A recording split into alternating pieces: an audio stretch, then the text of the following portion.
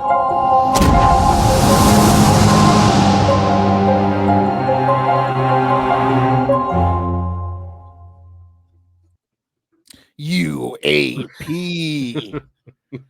Welcome everybody to the Uncovering Anomalies Podcast. I'm joined as always by I Want to Believe Adam. That one worked. And hey, I am Tippity Toppity Topher. And welcome to the show. We were just talking about daylight savings time. Yeah, and it was a blessing today. You know, usually right now it'll be 12 afternoon. Yeah, so we got that extra hour of sleep. It was awesome. Yeah, it was nice. Yeah, and I even slept earlier because of that. So we missed you all last week. Did you end up putting something up? I didn't check. I did not put anything up. I did put out a tweet that we're out. So, but no, I didn't put anything up. I was very, very sick last weekend. Oh man. That sucks. I couldn't even keep water down. It was the worst. I was on the phone with my mom and I was like, hold on, I gotta throw up. And my god, she heard me throwing up for like 5 minutes. I felt so bad. Oh man, she should have just called you back. Oh yeah, dude. No, I had the flu Friday, Saturday, Sunday. I couldn't keep anything down. I didn't eat a thing. I couldn't so even drink water. It wasn't like food poisoning, because that's what usually it is, right? Food poisoning. You can't keep anything down. Yeah, no, it was the flu. I felt so shitty. It was the worst. Oh, and man. It was one of those things where I was throwing up so fast I couldn't even get to the toilet. So I had a bunch of those reusable grocery bags next to my bed, and I would just lean over and grab it and puke into those. See, lots of dry heaving. Well, no, if that's the you kept puking up the water. That's the thing is I don't mind throwing up. I know it's weird to say. Like when you actually have something of substance to throw up, like I can deal with that. But the dry heaving that comes after, that's the worst. Or just like throwing up like a little bit of bile. Ugh. Well, so I think that's why I don't like throwing up, because it always ends up with dry heaving. So that's the thing. Like I don't even want to get there. But yeah, it always feels better. You know, I always delay throwing up, always. Like, no, I don't want to do it. And I'll try everything and anything just to delay it. But I always inevitably throw up. And I could have saved myself the agony and the pain if I just threw up like an hour or 2 hours before that. Yeah. But yeah. I hear you. It's a nice conversation about puking. Yeah. Great way to start the show. Oh man. Hey, all great movies start with a puke scene. Yep. I can't back that up. I don't know. I was gonna go with you. I was gonna say, yep, that's 100% factual. Well, cool, man. There's a lot going on in the world. Obviously, I'm gonna try as hard as I can not to talk about this stupid conflict. We see enough of that bullshit. Mm-hmm. Right? So maybe we won't at all. So that's good though. But so MH370. I mean, we've been sharing this back and forth forever. Well, yeah, right? the story came back up a few weeks ago. And with the crazy footage of the orbs circling it. Exactly. So it's MH370. There was a video that's been floating around since 2014, and I've dismissed it from the first time I saw it. But then I guess a drone one not resurfaced, but surfaced afterwards. And the community has done a lot of investigating, and apparently, they're either real or they're just impossible fakes, especially that it was made 3 days after the event. That's when the video came out. So like to even render it and create it would take weeks. And that was in 2014. It probably take even longer or even more impossible. But I mean, this guy, so he's risen up. His name's Ashton Forbes. Have you seen his interviews or heard of him? I have not.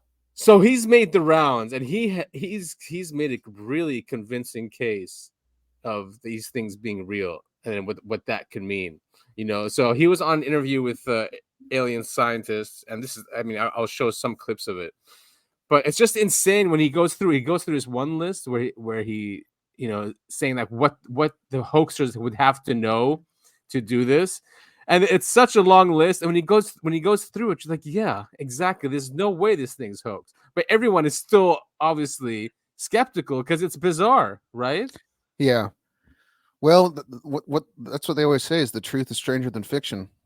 I mean, yeah. So I mean, here, let's try and play some for our audience who haven't seen it. But we've shared it before on at least a couple of our episodes, like just glossing over, Mm-hmm.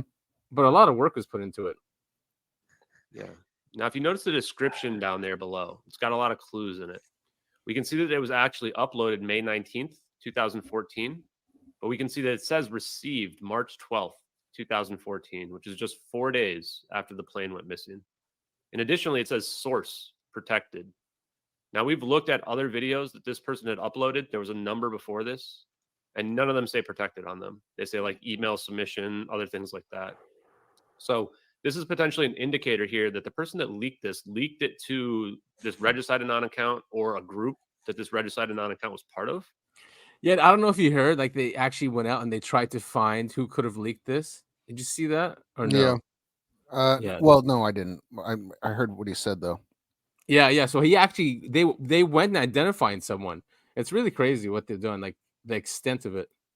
And then it took like 6 to 8 weeks to convince them that this was legitimate footage, or potentially there's another reason why they held on to it. But my assumption is that they had to convince them the same way that we had to be convinced by looking, and getting 9 years later to get to the point where we could even believe this to be real. So he's on the Wayback Machine. Yeah, exactly. It's been taken off YouTube, so that even helps, more. Yeah, lend some credibility. Yeah, when it was published. A lot of people, they look at this satellite footage you pulled up here, they think that they're looking up as opposed to looking down. That's how little context people have to understand this to be real. I don't think we've ever seen video satellite footage before this. Because this is high altitude and it's very still footage. If it is. So what we think is happening there is it's something called the Sibber system that is pulling satellite data all across the world. And I've got a media recording of it that I pulled from Lockheed Martin that shows that these satellites are constantly scanned in an IR and huge, wide range. You can also see it looks a little bit jerky, and that's because it's 6 frames per second, meaning that what we're looking at is probably a very wide field of view, and it's been cropped. And so you can also see the mouse. There's like a black mouse that sometimes comes on the screen. People wonder if it's something else that's on the screen. It's actually a mouse. The mouse actually goes off the screen in the top right and in the bottom left. I can't believe we're watching a YouTube video of a YouTube video. Of a YouTube video.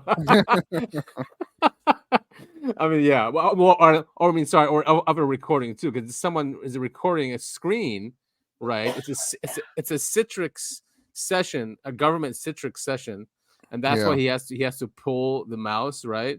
But he's doing a screen recording. And the guy got in trouble. But I want to go through his list. We can get to that because that's when it really gets like his list of like things, what they would have had to know to hoax this. But yeah, I mean, what do you think so far? I don't know. I mean, if this is some sort of hoax, I mean, this is a really wide effort because we've seen right now we're looking at IR satellite footage, but we've also seen the other angle that's in infrared and it's the same thing. It would be crazy for a bunch of people to put this together. I mean, that's a hell of a hoax. Yeah, like you said. Yeah, so here's the that's the one I was the drone footage. So there's drone footage too of it from a different angle, exactly synced up. Yeah. Now in this video, you can see this is received June 5th, uploaded June 12th. So this is actually several weeks after the first footage, which again gives us more idea of what was going on here. Is that we ignored the first footage. The leaker probably thought we had absolute proof in the first footage. I mean, we're looking at coordinates that indicate the real location of MH370 around 1840 UTC. Doesn't work. So then they leak a second footage. And now we're looking at this colorized thermal from an MQ-1C Gray Eagle. We watched the plane go right underneath the smoke trails, the drone. This drone cannot catch up to this plane. This had to have intercepted it. We actually think we know where it was deployed from as well, which is one of the islands like Carb Nicobar, I think it is, has a base there. Not Diego Garcia. It's too far away for Diego Garcia. Couldn't get there in time. What about the idea that they just used technology to take control of the plane and flew it, landed it somewhere like there, like Diego Garcia? That's what's to be able to build a 3D render This, we believe, is what we're seeing is superconductivity at play here. And you can see them getting pulled forward. The operator is manually controlling the video here. They're not automatically keeping track of it like we've seen in the 2007 leaks. They're not automatically tracking the plane. Seems like they know something's going to happen. They even zoom in. We can see this heat signature in the belly of the plane right near the landing gear here, where we think the smoke is coming out of. And then they zoom out at the last second. Now watch here. What's going to happen is these orbs are going to converge on the plane right before this zap happens. And then we're going to notice the zap is cold. So get ready for it. See them converging already right here? Boom. Now the plane's gone. The zap. What the hell, man? It's such a bizarre case. It really is. I mean, and that's why he's gone crazy too, because he's been so autistic about researching this. And it's good we have people like that, because you need someone to get obsessive about these things, not just dismiss them. And then if they're real, you're like, wait a minute, because he thinks it's America, it's us, it's the government that did it, that saved the people on the plane or something. They go through it, but here's that list I was talking about, and it's really important just to go through it, and it adds so much credence to this. Well, but most of it as well is stuff that we had already kind of concluded. So based on that first satellite video that we have, you have between 4 and 72 days to create it, unless the government created it ahead of time, right? And I think I explained why that doesn't make a lot of sense. This is an original work. There's nothing to copy this from. So going back to your deepfake scenarios, normally when you're taking deepfakes, you're taking a real video and you're taking a picture of somebody and you're putting it over the top of it. We don't have that capability here. This is a brand new original work. You have to know how to create the volumetric clouds that we saw. Those cumulus clouds are perfect. You'd have to know how to accurately animate the cameras, how these cumulus clouds form at low altitudes. These are not these high altitude clouds. How to accurately illuminate them from the zap. You'd have to know exactly what MH370 looks like. It's a perfect match to our videos. In fact, the thermal is a perfect overlay as well. You'd have to know the perfect turning radius of the 777 at the altitude while in descent, which we've been able to show that that's what the 777 is maxing out its turning capability here in some type of emergency landing. Yeah, it's really funny. Like there was some debunkers, like the debunkers actually helped prove a lot of these. So like some debunkers wanted to like see if it can really go down at that angle that quickly, when it turns down. So then they proved that, yeah, it's perfectly doing that. With the capabilities of the plane, I mean. And in scenario, you'd have to know where the plane was at the exact time and the Nicobar Islands there where the coordinates indicate. You'd have to know that you'd basically have to create a separate program to do the animation of the coordinate shifts, including animating them to change accurately when the perspective changes. And again, that changes 8 times throughout the video. And those coordinate shifts are perfect, like down to like 8 decimals. You'd have to know what the weather looks like, because we went and looked at the weather satellite and showed that there are low altitude clouds in the area at the same time. You'd have to know how to accurately create the smoke. We used to think it might be exhaust. We've kind of concluded now that it's smoke trailing from the plane. And in addition to that, how the orbs accurately get distorted while they go through that smoke through the trail of the plane when they're circling around it. You'd have to know what the thermal looks like to a level that would fool the experts. I had a source reach out to me and say that their buddy works at General Atomics. They showed them the video and they said that looks just like an MQ-1C Gray Eagle footage. You'd have to have better visual effects skills than Top Gun Maverick artists, who they weighed in right here on Reddit, and said that the person that did this front ran all the work that they did by 4 years. That was in 2022. They did a better job than them as well. One of the biggest advantages, they had to cheat the speed. Man, this is so nuts. Like how much evidence there is, like, or yeah, what it means. It's the really implications, scary. Really. It is scary. And so now, because now he's convinced, obviously it's real, right? This guy Ashton, completely 100%. You can just tell he's gone through everything. So he had to find out the guy. If this was leaked, then someone must have gone to jail for this. Oh yeah, I'm sure. We treat our whistleblowers right? really well here. Yeah, we really do. I mean, if it's really the guy. Oh wait, maybe I can't find it. But yeah, if it's really the guy, they really went after him, and he almost got life. Even though they couldn't really prove. Was that in the beginning? Oh no. Anyway, well, we'll share it. Yeah, let's move on to our next clip. On our next one, also another thing with it, which was government. This was on Dolan's show. Oh, I've seen this before. Yeah, the alien interview. Yes, yeah, you've definitely seen this one. Yeah, and we've talked about this one, but now apparently, and we've always, or at least me, also dismissed it. Like this thing's fake, it's animatronics. Yeah. But then so this guy's on Dolan, Jon Stewart, and he also obsessively wanted to prove this wrong, and then ended up just, at least to himself, and builds a really good case that this footage is real. Yeah, he fell down the rabbit hole. He did, and he went like obsessively again. He see this thing here on the right. It's like some medical device they're using to measure something with this alien being. Yeah, it's a dildo, and they're measuring how deep his ass goes. So he obsessively went and Sorry, asked Mom. engineers. He contacted the companies. I think he got to one of the companies, one of the defense contractors. Again, anyway, he goes through so many things in this video and builds a really good case that this is also true, which is insane. This came out in the 90s, this alien interview. You'll see, there it is. The blip only goes up and down. It appeared to only be a pane of glass held up by two brackets. The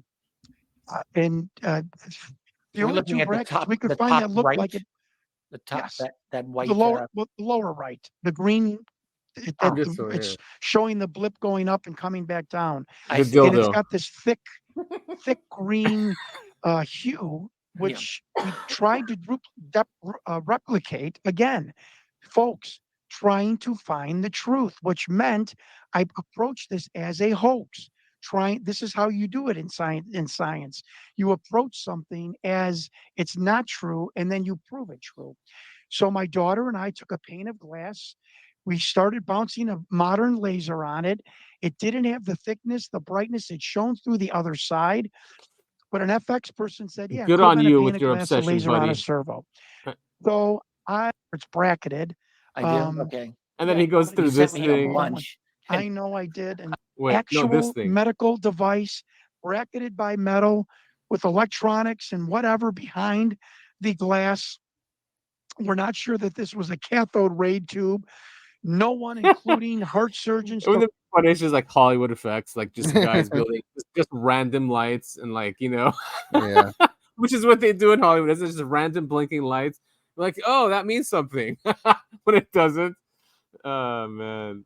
But everything in Hollywood, it comes from somewhere. I feel like I mean, yes, exactly. I mean, then it's always been said that Hollywood's been used as a conduit to tell the truth, get something out there, condition the populace. I was just about to say that. Yeah, it gets people ready for that when the actual truth comes out, so we're not so freaked out.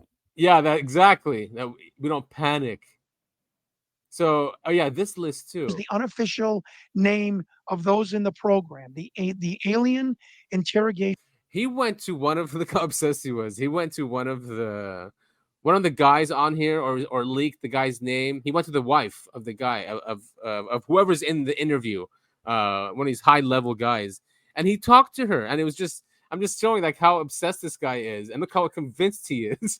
Yeah, well, we need people like this. Yes, we definitely do, because all of us wish we had the time like he did, or the passion to go through all this, but it's needed to prove these things, or else we all just dismiss it like, oh, that's impossible, that's ridiculous. Yeah, exactly. And retention program. Is that related to this? And how this you sent me? I have a document here with a bunch of blacked out names. Is it right? Should I show that here, or is it too soon? You can show that with the blacked out, the redacted names. So this is which I was I want to be very clear on this, so the keyboard warriors can't run loose. And just forgive me about saying that. This is my retyping of the email that was retyped by someone from the DIA.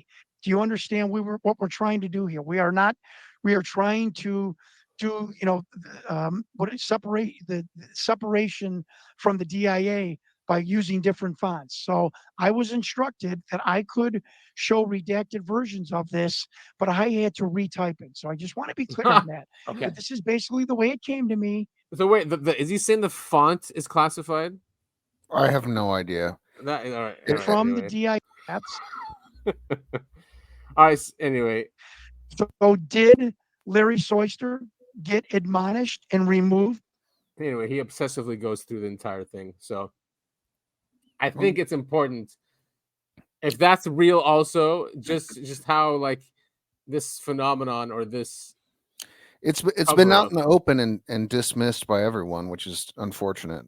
Yeah, including people like me too, and maybe you. I don't know, but like that interview, like I'd see it, I'll be always half with it.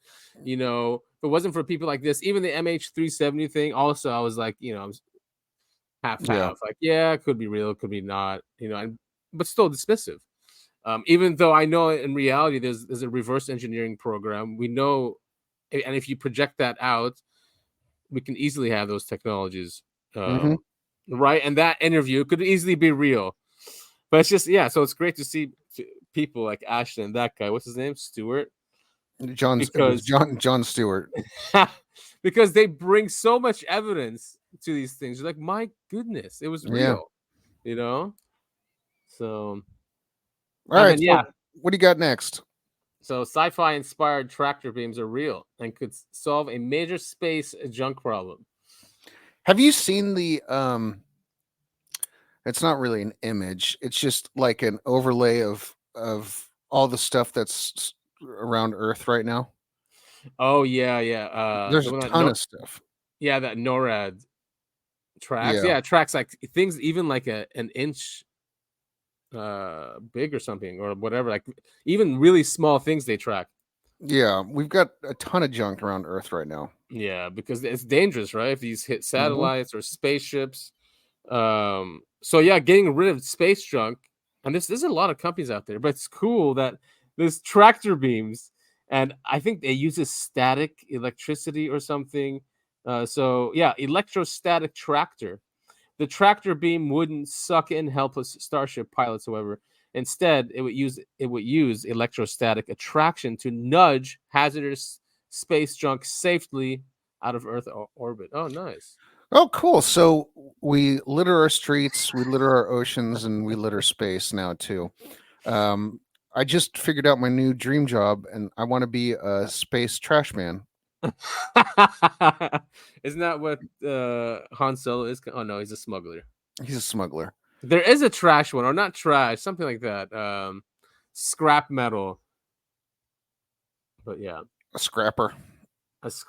Avoiding disaster. So yeah, it's basically to nudge things out of the way, clean up space a little bit, which I'm sure it's easier just using these beams, just nudge it down. But then we'd have a bunch of stuff just burning in our atmosphere. Well, I don't see the harm in that. If it burns in the atmosphere, it burns. There's nothing. Oh yeah, it doesn't even hit exactly. So the electrostatic tractor would use a servicer spacecraft equipped with an electron gun that would fire negatively charged electrons at a dead target satellite. The electrons would give the target a negative charge while leaving the servicer with a positive charge. So the electrostatic attraction between the two would keep them locked together despite being separated by 65 to 100 feet. Pretty cool. Of empty space. Wow. Very, very sci-fi. I know, right? And this is out in the open. So this stuff's coming out. And it's just, very simple things. And our militaries probably did that 70 years ago. See, so other stuff I saw coming out. This is only October 29th. NASA testing two-way high-speed laser space communication system. Now, lasers have been used in communications for a long time. Yeah. But, one of the first multi-gigabit wireless stuff was lasers, before they made the radios much better. Well, it wasn't oh shoot, what was the after dial-up? There was oh crap. Oh, DSL. There was another name. There was another name. DSL or ADSL. What was the one? It was lasers and tubes. Fiber. Yeah, fiber. That's still the best, man. Fiber's the best. But that's lasers, actually. Yeah. Yeah, it's lasers and tubes. Yeah, exactly. It is lasers and tubes, exactly. And it's crazy thinking about how they do it, because each color is a frequency, right? Or is a wavelength. Mm-hmm. So they put information in those wavelengths, and that's why they can send so much. Like they can send like gigabits in just one of those colors. Yeah, it's super cool. Super cool so technology. Cool. It is cool. And apparently that came from the Roswell crash, right? Mm-hmm. The day after Roswell, for those who read it. So yeah, this is cool. But now these laser units can track each other and stay synced. That was always a problem too, right? You have to have line of sight with lasers, obviously. So that technology has gone much better, the tracking. So now, you can have high-speed internet in space and beam it down. Pretty crazy stuff. See, 1.2 gigabits per second, which is up to 100 times faster than the old radio communications. I mean, there's a lot of stuff happening in space. This complete space economy. It's great. It is pretty cool. So yeah, I mean, your dream of being out in space, a space trash man, space, or a space cowboy. I'd be a space trucker. That would be cool, wouldn't it? Just transporting things, around the solar system, or maybe by the time I'm 80, I'll be able to do that. The license should be easy too. AI would be out, Hey, by that time, I read somewhere that every 5 years you live, technology is adding like, I don't know, 10 or 20 years to your life. Well, maybe I won't have to wait till I'm 80. I'll have to wait till I'm 70. Hell, the retirement age by the time I get there is retirement's going to be like, you have to be 100 before you can retire. I know they keep pushing it. Yeah, but many people don't like being retired too. Yeah, well, I've noticed. Yeah, tell that to my dad. He hates sitting around. Yeah, I think many people like him. Same with mine. Like it's not a thing. Like I think it just means moving on from one career to the next, or right. Yeah, it definitely feels that way. Don't mind. I don't want to bring in negativity here. This is a COVID thing. This is Senator Ron Johnson on Fox News. It's a short clip. I'm seeing stirrings of COVID coming back. Yeah, and a lot of the truth, I think we're so distracted these days, right? And a lot of these other truths are coming out that no one's noticing. And it's like Wag the Dog, right? That movie. Wait, was it Wag the Dog? It's called the political. I just said, I have no idea what you're talking about. All right, awesome. Well, listen to this. Extraordinary to me that the government was working with social media to amplify lies and suppress truth, and has been doing so repeatedly. Why couldn't the American people know that there were other alternatives to treat COVID? Why can't the American people know that there were side effects with the vaccine? This is all pre-planned by an elite group of people. That's what I'm talking about. Event 201 that occurred in late 2019, prior to the rest of us knowing about this pandemic. Again, this is very concerning in terms of what has happened, what is happening, what continues to be planned for our loss of freedom. Again, it needs to be exposed, but unfortunately, there are very few people, even in Congress, that are willing to take a look at this. They all push the vaccine. They don't want to, be made aware of the fact that the vaccines might have caused injuries, might have caused death. So many people just simply don't want to admit they were wrong, and they're going to do everything they can to make sure that they're not proven wrong. We're up against a very powerful group of people here, Maria. But fortunately, you say, what can we do? Well, we do have reporters like yourself, like John Solomon, other people that have the courage to report the truth against the mainstream media and against the narrative. But that's the only way this is going to be solved, is we need the truth to be exposed. We need more Americans to listen to the truth, to be exposed to the truth, to pull their heads out of the sand, quite honestly, open up their eyes and understand what is happening in this country. We are going down a very dangerous path, but it's a path that is being laid out and planned by an elite group of people that want to take total control over our lives. And that's what they're doing bit by bit. They do it by increasing massive government spending, increase the size of government, takeover of the WHO. These amendments that are coming up that are going to be voted on in 2024 on the WHO are frightening, and they really risk taking away all of our sovereignty. People have to awaken to the dangers of the moment. I mean, it's just almost like there's an international click there, you know. Mm-hmm. I did see gold was up though. That's good. Oh, wait a minute. What's this? That just played by itself. Sorry, what'd you say? Nothing. Don't worry. It was a dumb joke. What did you just say? I said gold. I said I saw gold was up because they have the ticker at the bottom that shows what stocks and stuff. I saw Ethereum was up too. He had a ticker. Yeah, that's hilarious.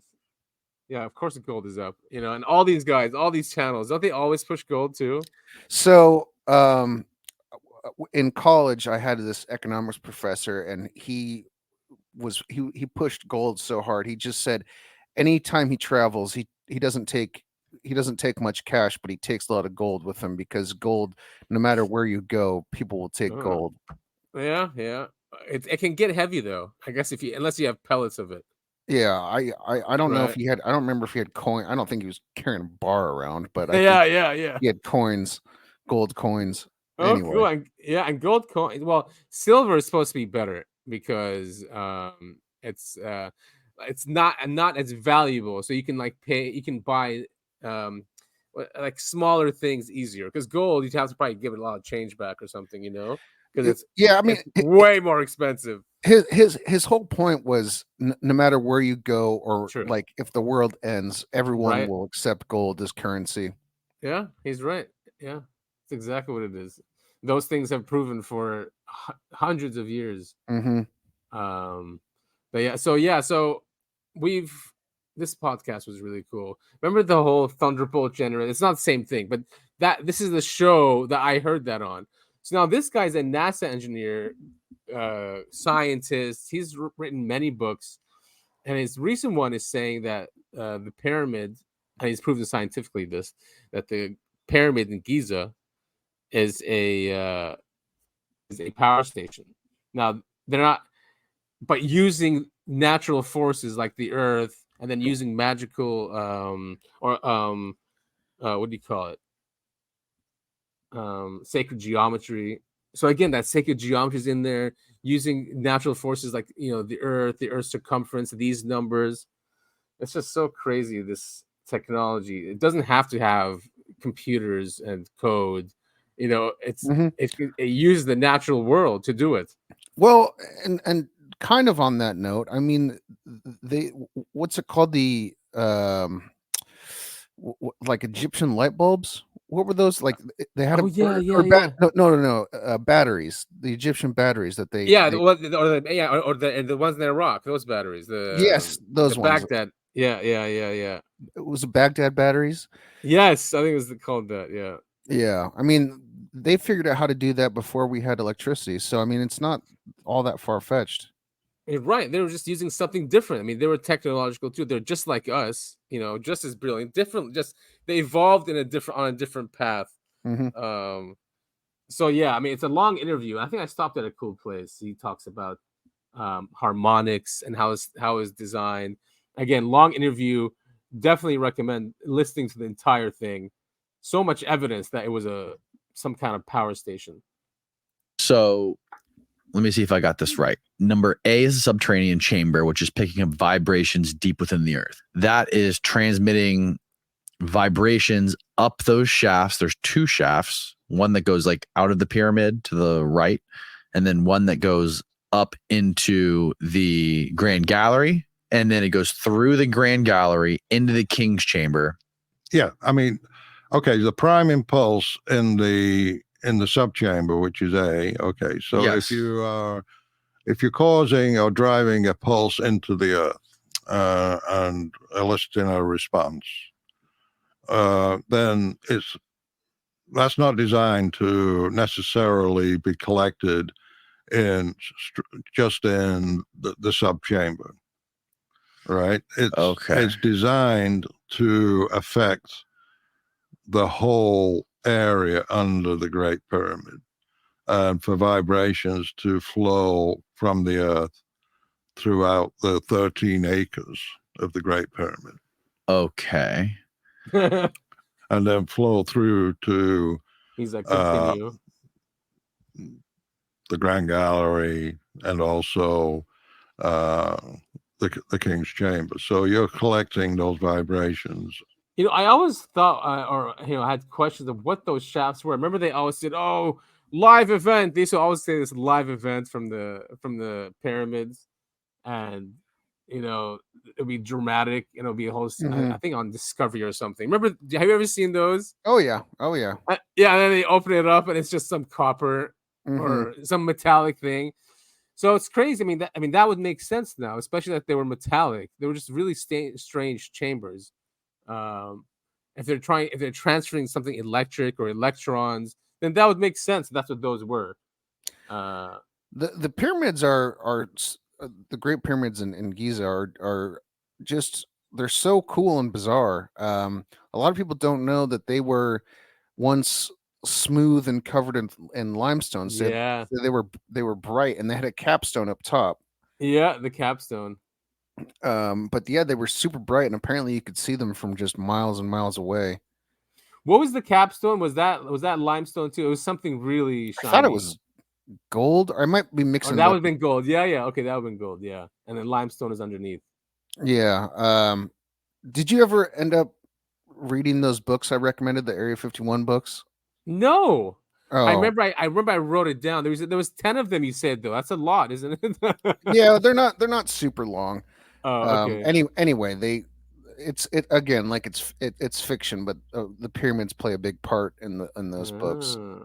Yeah, I'm re-listening to Redfern's book about the pyramids. The pyramids and the Pentagon, or something like that. Such a cool book. I mean, showing this obsession with the pyramids. Yeah, but the pyramids are super interesting. I remember watching something, I think it must have been Discovery or something, where they found this like really thin shaft that they had to put a little RC car through with a camera on it. Oh yeah, I remember that. I don't remember if they found anything, but there's so many things with the pyramid that are so strange. Yeah, and I remember buying a book this in early 2000s or something, and because it was easier to find really obscure books back then, right? Mm-hmm. And then I ordered it, I remember, and it wasn't like professionally printed or anything, and it had really cool theories about the pyramid and what it was, and I could never find it ever again. My copy or the copy I bought or it's just really frustrating. The CIA got to you. But it was when apparently it was a CIA guy who wrote it, which is why I bought it, or something to do with the CIA. So yeah, maybe they came in and grabbed the copy. It was unauthorized. All right, so what do you got here? So that's right. So they Arrow released. It was a big deal. They released the form now, the official form for government employees and contractors to submit their reports formally to Arrow. So that's what this is about. Department of Defense is taking another step toward making more information public when it comes to unidentified anomalous phenomenon, which is the new term for UFOs. The next phase of its transparency effort involves a new, secure way for government workers to share information related to UAPs. Sure. The Pentagon directly addressed News Nation's exclusive interview with UFO whistleblower David Grush, who says that there is a secret government program which has recovered alien spacecraft and aliens themselves, actually. News Nation senior national correspondent Brian Enton followed up with Grush again tonight to get his exclusive reaction. Brian, we'll get to Grush in a second, but what are you learning about how they're going to release all this information? And is it meaningful, or is this basically, the kind of stuff that most people guess is there anyway? Well, we'll have to wait and see on that part, because they haven't released much of the information yet. But the briefing today, Elizabeth, was interesting. I mean, this doesn't happen very often. Arrow, which is the part of the Department of Defense mandated by Congress to look into UFOs, they had this briefing at the Pentagon. Reporters were there. We were able to listen in. We weren't allowed to record, but we could ask questions. And they revealed that they are now soliciting government workers and former government workers and contractors to actually come forward, come to their website where they've created a form online where they can actually go on and register themselves if they are aware of a secret U.S. government UFO program or crash retrieval program, which is. Oh yeah, don't worry. Just give us your name. Yeah, I was just about to say this is a great way for the government to figure out who's leaking stuff. Leaking. Yeah, exactly. No, man, I hope they don't trust him that much because I'd be surprised if anyone came forward using this. I mean, why would you? I know they're all been doing it through the back end. There is a law protecting them anyway. So yeah, why go through this? That went really, really well for all of the other whistleblowers. Look at Snowden, chief whistleblower. Yeah. His life's going great. I know. I think we took away his citizenship. He's not an American anymore. The U.S. government just took it away. My God. Just like that. So he applied for Russian, obviously. Yeah. He's sitting in Russia. So, when he said, that guy, Brian, on News Nation, he said that we had a meeting with Kirkpatrick, but we couldn't record. Well, apparently they did, and they put it up, which is cool. There's a transcript of it, of that media thing he had, Kirkpatrick, with the media. So someone asks, so David Grush is a question. The whistleblower who came forward to News Nation says he reached out to you to share his discoveries and that you didn't follow up. So did you follow up and investigate his claims? He says he still hasn't heard from you. So ultimately, why haven't you two connected? So Kirkpatrick says, so Mr. Grush, since Arrow has stood up and says I've been director, has not come to see us and provide any information. Basically saying he's lying. Mm-hmm. And so he also says that he briefed you before you assumed your position in Arrow. Have you had the chance to follow up on any of the inquiries that he made or talked to any of the witnesses? And then Kirkpatrick says, so the last time I believe I spoke with Mr. Grush was when I was in the J2 at U.S. Space Command. Wow. So this guy knows so much too, about 5 years ago, and it was not on this topic.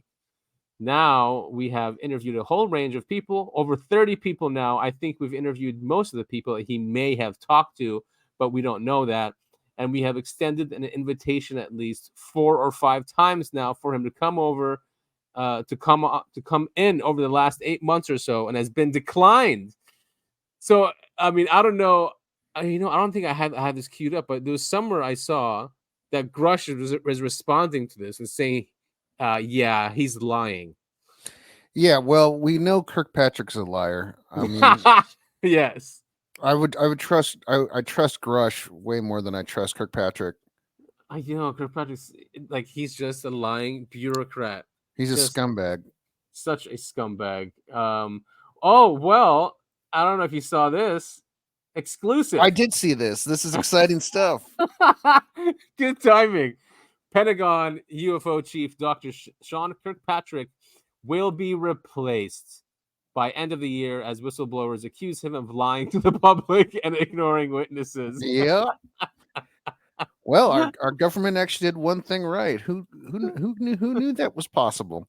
I know. How do they choose these guys, and who chooses them? Who? I want to know who is the guy that can just choose the worst, most evil guys to put up these things.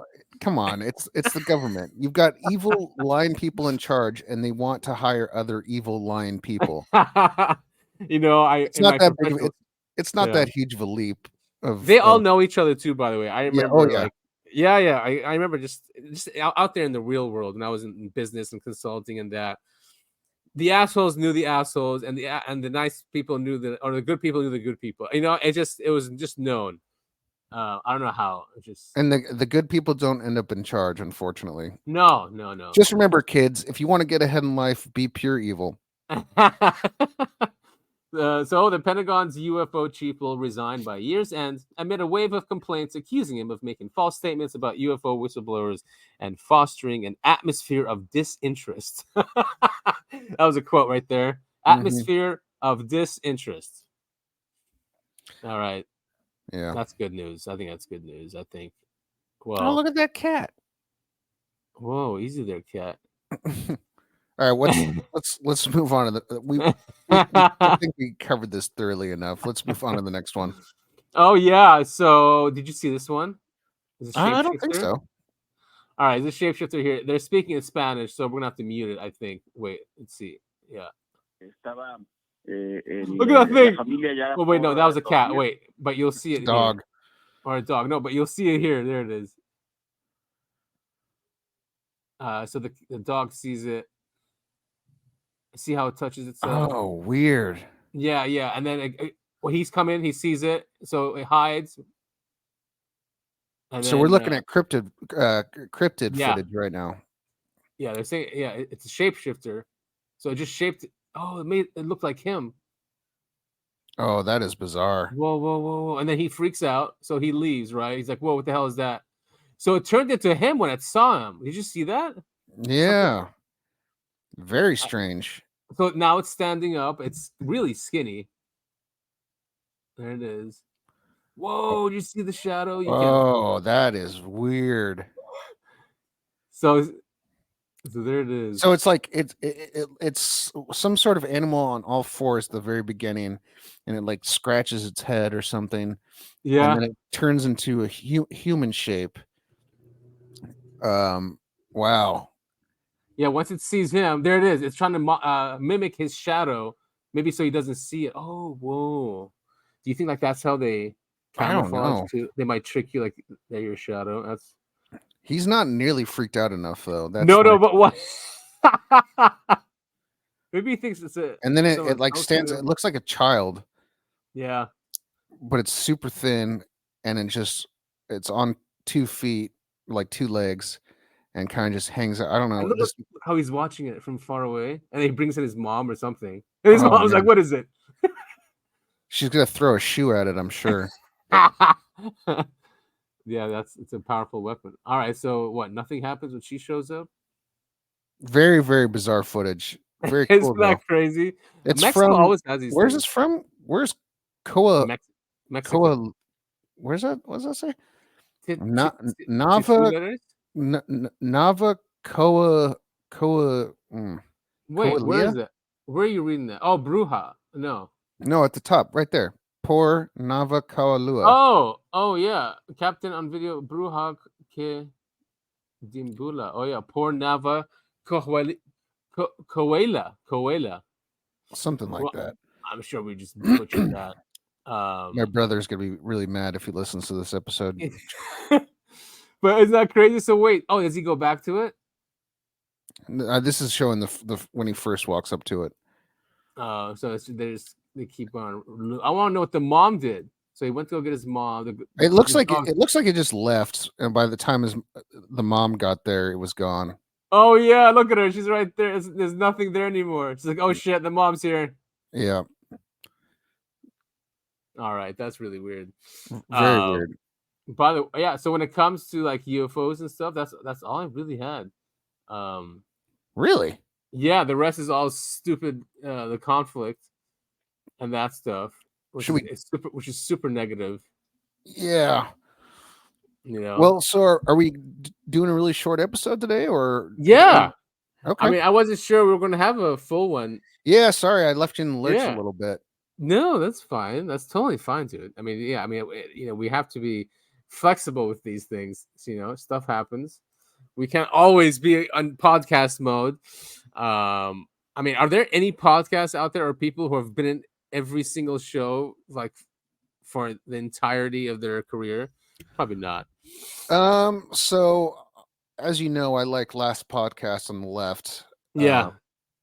And those two of them have been in every single show. Actually, they just got rid of their third guy, Ben, after allegations of sexual assault. Oh shit. Yeah. So they're moving forward with a new third guy. Oh, okay. But before he was fired, was he also on every single episode? Yeah. The 3 of them were. I think once in a while they would skip a week or a couple weeks, for holidays and stuff like that. Yeah. I was gonna have Kay back on if it had to be that way. I was like, oh man, I need someone. I don't know if I could do it alone. It's just strange, like because you're basically talking to yourself when you're doing it alone. A lot of, and I honestly I can't stand podcasts because there actually are a lot of podcasts that do that where it's just one guy. It's just one of them. Yeah. Yeah. But usually they have like someone in the booth that sends them clips and stuff like that, even though they don't talk. Okay, like a producer. Yeah, that's very true. So they're not truly alone, right? Or and then if you're streaming live, you have people in chat. You're not alone either, right? Maybe that's why they do that too.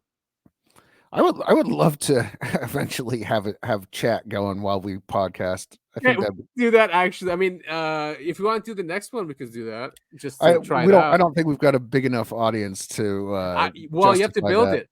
Yeah, it's the only way to build it is to do it. So like, and then because what happens, the algorithm does share you on.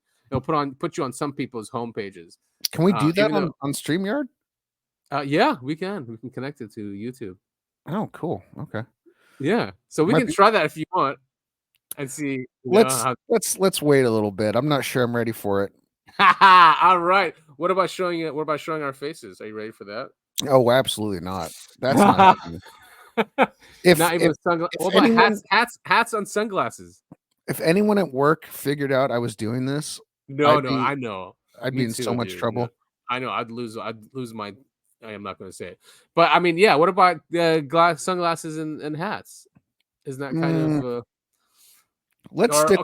Okay, sunglasses, hats, and face masks. Yes. But then, see, if we do that, it's not even worthwhile because we're not even. It doesn't matter. Yeah. Listen, once we get super podcast famous and we can do this full time and we can quit our jobs, then we can show our faces. Or it's like woohoo, done. Take that, suckers. Well, the thing is, though, you need a lot of payment options too. No, I'm kidding. I mean, we would never get to that level. I mean, there are people who are canceled from everything, but they're complete enemies of the system. Like, I'm not. Yeah, I mean, they're very different. But could you imagine like not being able to do Venmo, PayPal? No banks will take you. I mean, I guess you'd have to live off not friends, but yeah, like family. They would just help you out. We could have listeners mail in cash. Some people have that too, right? They give out PO boxes, like you send cash, checks for their supporters. I was like, wow, man, the lengths people go through. Just drop your bank account numbers and your credit card numbers, and we'll go from there. We'll take as much as we deem fit. So your Oculus has been broken lately. Yeah, man, it's not broken. I can't log into it. It's really. Oh yeah, that's right. You can't log into it. Well, they have this really fun game called I Expect You to Die. So they're on part 3. I've heard that. Yeah. Dude, it's such a fun game. So the third one just got released, and I'm like, wow, man, they really know how to write games and act them out. Like it's humorous, really well done. I really miss Beat Saber. I mean, that was my jam. Yeah, and you told me about it to try it out, and I did, man. It's a great exercise. Yeah, and it's really they make it really fun. It's super addicting. Yeah, it is. That one's really well done too. That's why it's so big. I was always wondering, like, why is this always number one? Like everyone's talking about it. Usually for me, if something's that big, I always like stay away from it. For some reason, naturally, I do that. Well, that kind of runs in the family. We like to be contrarians. Is that what it is? Yeah. All right. So it's a genetic thing. Yeah. So any plans for Thanksgiving, or since that's coming up? I mean, I'm assuming I'm going to have it with your family. Oh, nice. Yes, I can't wait because I've been doing like low carb and keto for so long, and only with these events can I just let go and just really pig out. Hell yeah. And we always have the best food. Yes. I mean, and what's a great reason and it's about food, right? The entire event is about food, which is cool. I think it was about the Native Americans and the Pilgrims getting together. But yeah, I mean, you know what I mean. Like it's becoming... I know. Hey, is that even a true one too? I remember hearing like, oh, that's just. I don't think it's true. I think it was made up. It was made up by white people. Yeah, to like bring the country together. I think it was Truman or something, someone like that, or Roosevelt, one of those guys. I mean, you just have to look at the current state of the Native Americans to realize that we did not treat them very well, and we probably did not. We did not have a big feast with them. No, Yeah, and just that even goes back to, you see, I just comes back to this conflict now. Like when you look at it, like how they're being treated, like we must have been really horrific to the Native Americans to be. Yeah. Oh my God. I mean, it must have been just unsaid. Just yeah, I didn't want to think about it. We literally have them in like ghettos nowadays. Yeah, like where I grew up, we had the reservations all around us, and it's not. I mean, some of them are pretty nice areas, but most of them are not. Right, yeah, and a lot of alcoholics. It really hits their communities bad. Alcoholism, they just can't handle it. Man, there's this town. Maybe I shouldn't say it. Anyway, close by. Yeah, it's close by to where you used to. Yeah. Well, it was an hour or two away, but okay. Man, it was the most rundown, and you would just see people drinking Listerine on the side of the street. It was rough. Damn, but man. We drive through there for football games. Yeah. So you have to see it. Yeah. But yeah, I mean the indigenous populations and many of these, the Aborigines too. Oh yeah, no, Australia is completely screwed. So bad, and COVID was so scary because they were like, they've already enslaved us. Like they were crying out for help, and now they want to jab our communities. Help! Like they'll send out help videos. Yeah, fucking crazy. COVID was so sad, time, man. So sad. It is sad, and we don't learn. But I don't think I've mentioned a TV show yet on this podcast. Maybe I have, but I'll mention another one. Have you watched or heard of Welcome to Wrexham on Hulu? No, I haven't. On Hulu, no. So Ryan Reynolds and Rob McElhenney from It's Always Sunny, they bought a soccer team in Wales. Oh, you told me about that. I really want to watch it. Yeah, it's really good, man. I don't even like soccer that much, but I think you like soccer, right? Yes, I do a lot. It's so cool because they interview the players, they interview the coaches, they interview people in the community, and it's them rebuilding this really rundown team in this rundown town. What a cool story! And it's a documentary style. Yeah, it's a docuseries. It's really, really good. Nice. And Ryan Reynolds, is he just funny naturally too? And that. Oh yeah, yeah. No, they're both super funny. I don't know if you watched It's Always Sunny in Philadelphia. Yeah. I watched the first 3 seasons. I think I didn't go beyond that. I know it went on for like a decade longer. It's still going. What? Yeah, they just wrapped up season 16 like 6 months ago. That's insane. That is really crazy. Yeah. Same cast. Oh yeah. DeVito. Oh yeah. He's the best part. Yes, he is the best part. Wow, 16 years. Well, I mean, if you have something great like that, and it's it's fun to do, and you're making a great living, why not? Why kill it? Yeah. To be fair, this past season was pretty good, but the last, I don't know, 4 or 5 seasons were just average at best. So, any movies you recommend lately you've watched? What did I just watch recently? There's nothing off the top of my head. Yeah, I'm trying to think of too. I mean, nothing new, I don't think. No, there's not going to be anything good that's new for a long time since the strikes are going on. Oh yeah, the strikes, they're still going on, huh? Oh yeah, I think so. It's AI, dude. Everyone's going with AI. I think that's what it is too. I can't wait to watch the first AI movie. That's gonna be so shit. Oh, like completely written. Well, yeah. I want to see which one will be written, produced, and directed by AI and acted. I mean, acted. Oh yeah, they can do that now. Dude, that's like the Matrix. Remember when that's what happened. They entered the economy. Well, the Animatrix. Have you? I'm sure you've watched those. Yes, I have. Yeah. So I love the history of the Matrix ones. Those ones. And they did enter, even though they were pushed to some land in the desert. I think it showed it was like Saudi or something. But they ended up having their own economy, right? And they had their own inventions and they created things. Yeah. Like the anti-grav thing was theirs. Their city was called 10 in binary. Yes. Yes, 1-0, exactly. Actually, you know what's funny? You bring that up. I just watched the 4th Matrix movie last night. I mean, it's not very good. What? No, it's not. It's not. But I did watch it. Yeah. I mean, it was eye candy a little bit, but the story is just. I mean, the first Matrix obviously was the best one, and they probably should have called it quits. I don't know. I like the Animatrix. Yeah, me too. 2 was all right. I didn't like 3 very much. Yeah, 3. They just took it down another route, just the whole Jesus route kind of thing, savior, right? That's where they were. Maybe that's what the original thing is. Anyway, Neo. Well, I think the whole. Correct me if I'm wrong. I think the whole thing is all of the movies. It's humans playing them for a robot so they can understand human empathy, because Neo has robot powers outside of the Matrix, which doesn't make any sense. Yeah, he does. Or he, at least for that one scene, right? Where he stopped them. When he stopped them. Well, and he can even though he's blinded, he can still see. Oh yeah. Oh, the real world that happened.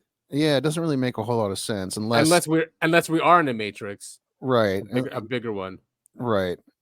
I always assumed it was like they've got some robot strapped up to a TV set, and they're playing the Matrix movies for that robot, and they get to be Neo. Yeah. That way they understand, where humanity. Right. The plight of humanity. Right. Yeah. What they have to deal with. Yeah. Because that would make sense too. I mean, and for any kind of species or non-human, or if you want to understand another species, that'd be a good way. Yeah, you walk a mile in their shoes. Yeah, exactly. Because it's not about like just the cities they live in. It's just the dynamics of humanity. Mm-hmm. So anyway, cool movies. I mean, I can't believe that just came up like that. The 4th one, she made it to be part of the culture war. That's what she said. Well, it's so meta, because he it's Mr. Anderson. Yeah. He made like a Matrix game, and they keep talking about how Warner Brothers is going to do it without them unless they do it themselves, which is like meta, because that's what was going to happen in real life. I don't know. Yeah, it was. It's bizarre. Well, yeah, cool, man. So, we're glad everything's back well with you and your health. Yeah, thanks. Appreciate that.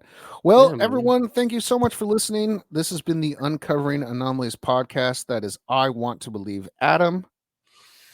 Yes, and follow us, please, on Twitter or X, formerly known as X. I don't know for how long we have to say that for, but at x.com, we're at UAP, the podcast. And we're on YouTube and Rumble at UAP Podcast. And we're on all platforms, whether it's Apple, Google. Google is switching over now to, I think, it's YouTube Music. Oh, cool. Yeah. And I said Apple, Castbox, all the big ones, actually. I've been seeing traffic from everywhere. Podcast Addict, which is cool because you have to manually add that. So we're seeing traffic from there. And traffic from all over the world, which is awesome. It's a pretty international show. 60% US, and then it's like 15% UK, and then Canada, plenty in Europe, which is nice, Mm-hmm.